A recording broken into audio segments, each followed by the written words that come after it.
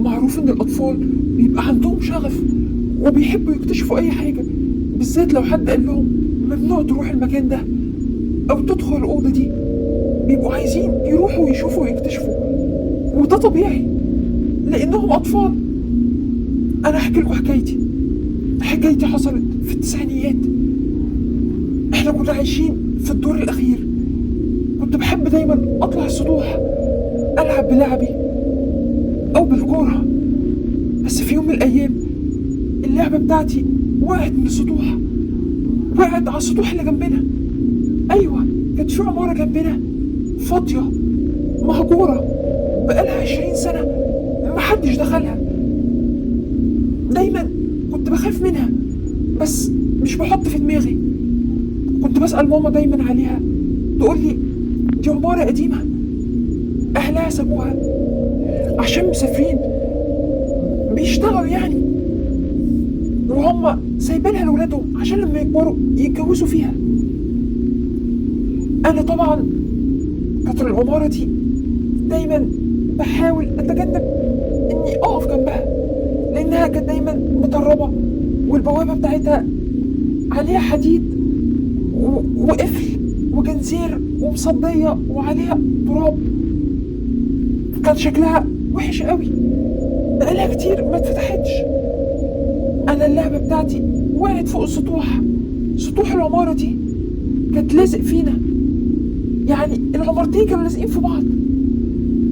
أنا طبعا نزلت أجري على ماما، قلت لها أنا اللعبة بتاعتي وقعت على السطوح العمارة اللي جنبنا، تعالي ادخل العمارة اللي جنبنا واجيب اللعبة بتاعتي.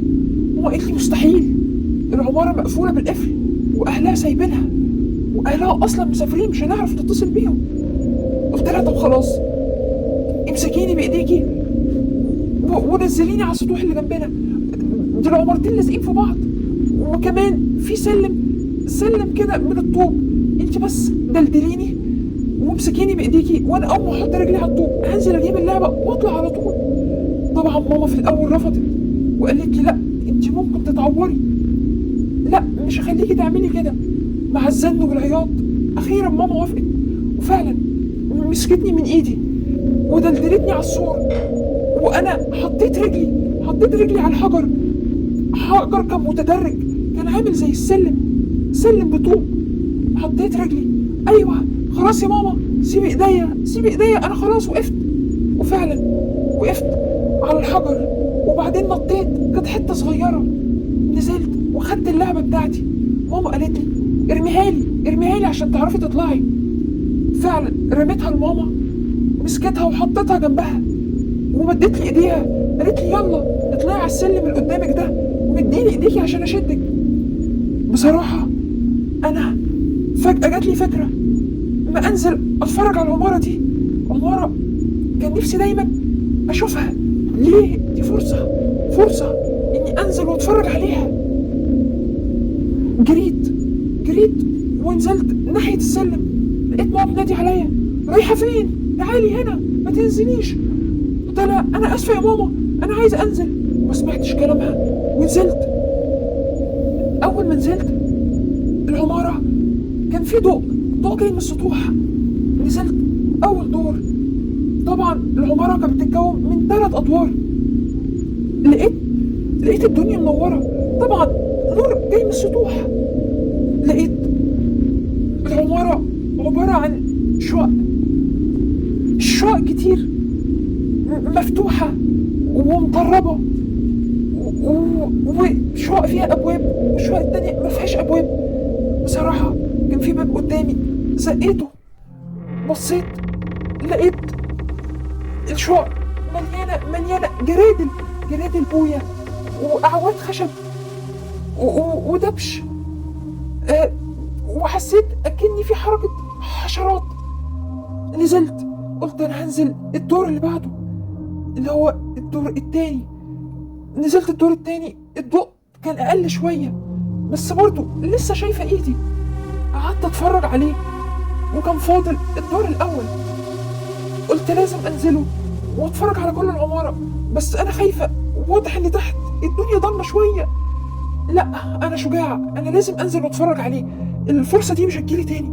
فعلا نزلت، ولما نزلت لقيت الدنيا ضلمة قوي. بدأت في الأول أخاف، قلت لنفسي ما تخافيش. بصيت لقيت شقة مفتوحة، بصيت من باب الشقة لقيت باب أوضة خشب بس من فوق إزاز. وده كان شكل الأبواب زمان، حتى إحنا عندنا في الشقة كان الباب كده، كان الباب كله خشب ومن فوق ليه شراع إزاز. بصيت لقيت حاجة قاعدة تطول، وليها شعر، حاجة بتتحرك لفوق أكنها بتطول. شيء غريب، شيء مخيف. خفت واترعبت وحسيت بأصوات زي تزيق باب أو هوا أو حركة، وحسيت بهوا، وحسيت أكني في حاجة بتلمسني. أنا عايزة أمشي، أنا عايزة أخرج. قعدت أصرخ وأنا بجري، رجلي مش شايفاني، بجري على السلم بطريقة جنونية. أنا لسه هطلع 3 أدوار. دقات قلبي سريعة قوي. أنا سامعة قلبي، أنا مش عارفة أفكر. أنا قاعدة بجري وبنهج. أنا خايفة. أنا حاسة إن في عفريت هيخطفني. أخيرا طلعت على السطوح. أخيرا بدأ يبقى في ضوء. وصلت.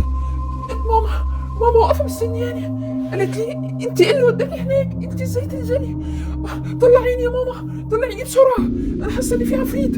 انا مش قادرة ابص ورايا، مش قادرة ابص على فتحة السلم، مش قادرة. انا حاسة ان في حاجة تاخدني، طلعيني بسرعة. قالت لي اطلعي على السلم بسرعة. حاولت اطلع على السلم بس ما كنتش عارفة من كتر الخوف، رجلي واعصابي مش شايلاني. واخيرا عرفت اطلع على السلم. ماما شيلي ايدي، امسكي ايدي بسرعة. مسكت ايديا وفعلا شالتني والحمد لله وصلت السطوح ورجعت العمارة بتاعتنا. انا مش مصدقة نفسي. حكيت لماما على اللي حصل، واني شفت حاجة طويلة قاعدة بتطول وليها شعر، قاعدة بتطول من ورا الباب وكان لونها اسود. حكيت لها على كل حاجة. قالت لي دي عمارة قديمة بقالها اكتر من 20 سنة مفيش حد دخلها. طبيعي ممكن تلاقي حشرات او حتى زواحف، او ممكن تكون مسكونة. لا اكيد مفيش عفاريت، اكيد العفاريت دي كانت زمان، بس ما ينفعش انك تدخليها، كان غلط انك دخلتيها. انا عايز اقول لكم اوعوا تعملوا زيي. انا كنت شجاعة وعندي فضول اعرف ايه جوه العمارة وشكل الشقق جواها، وهل هي شكل الشقق اللي عندنا ولا مختلفة. انا برضو طفلة، واللي عملته ده غلط، اني ما سمعتش كلام ماما وهي بتناديلي ودخلت وجريت بسرعة. انا مش عارفة طلعت ازاي. الحمد لله ان انا عايشة، والحمد لله ان انا عرفت اهرب. اوعوا تعملوا زيي بجد، اوعوا تعملوا زيي. انا كنت حاسة اكني في كابوس.